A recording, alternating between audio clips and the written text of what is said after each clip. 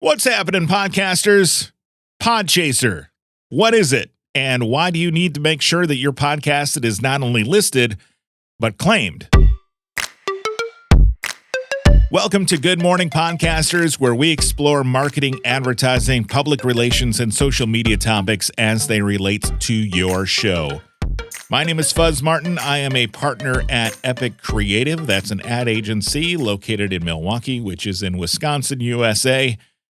Each day, I work with brands, large and small, mostly large, to help them achieve their marketing and advertising goals. And while podcasting isn't the biggest part of most of our clients' plans, they are a growing part of their marketing strategies. We work with brands and podcasting primarily in three ways.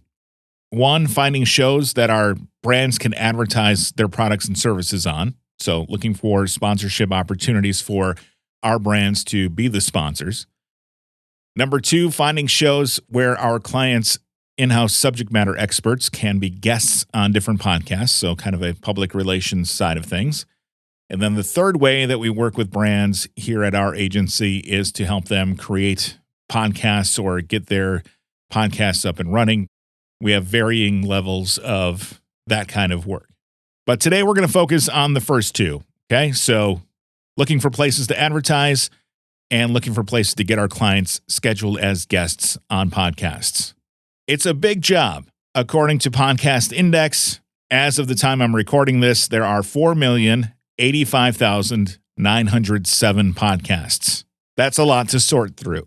When it comes time for our media team to find podcasts to sponsor, there aren't a ton of great searchable indexes out there that would make our job easier. You can't just go onto Apple Podcasts and find everything that you're looking for. You certainly can't go on Spotify and do that. And while there are a lot of directories out there, there weren't any that were real good that made our job easier, or at least there weren't.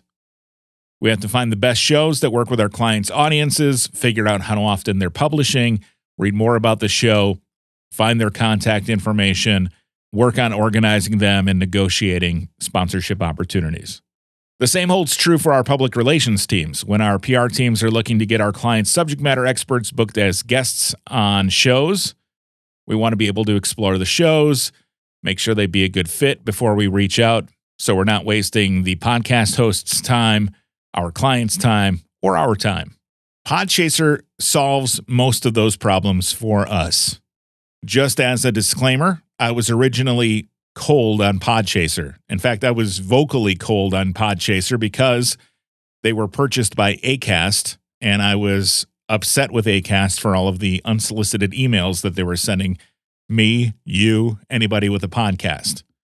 In fact, I was so cold on it that at one point, I spoke with my team member who was negotiating our Podchaser deal. When I heard about Acast buying Podchaser, I told them to stop engaging and to go connect with Rephonic. Thankfully, though, our rep won us over. So now, as an agency, we are now Podchaser Pro subscribers, which comes with a pretty hefty annual fee. We're paying a few $1,000s per year for this service. And we'll just say that a few thousand is less than 5,000, but more than 1,000. But for us, I think it's going to be worth every penny.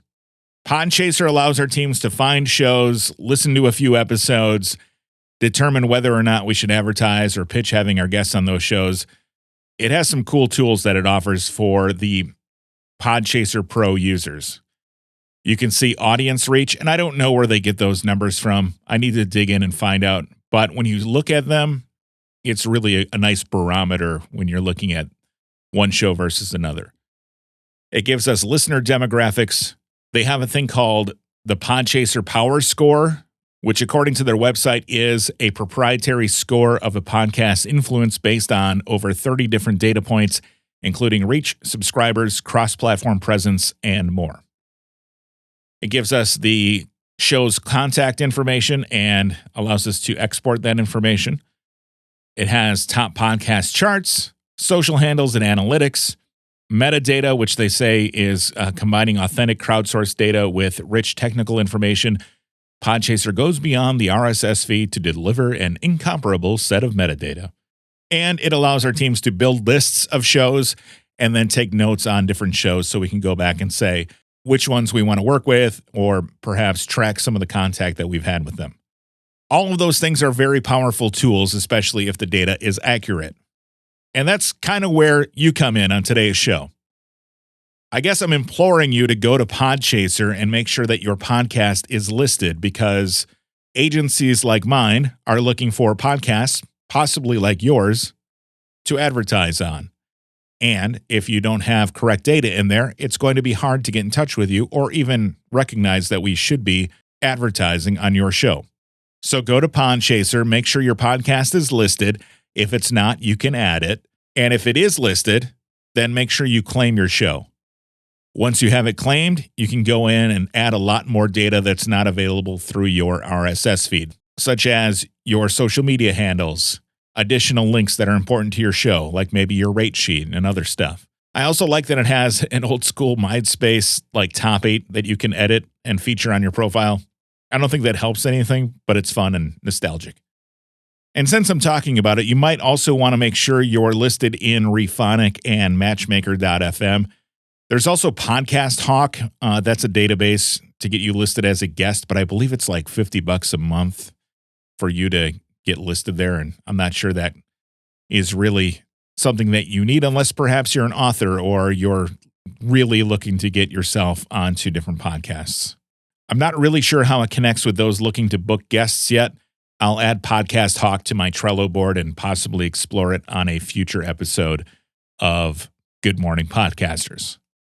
If your goal is to have sponsors find your show, have potential guests find your show, or potentially be a guest on a show, it's a great idea to make sure your podcast information is up to date in podcast directories. More and more agencies like mine are relying on directories like Podchaser to chase down podcasts for our clients.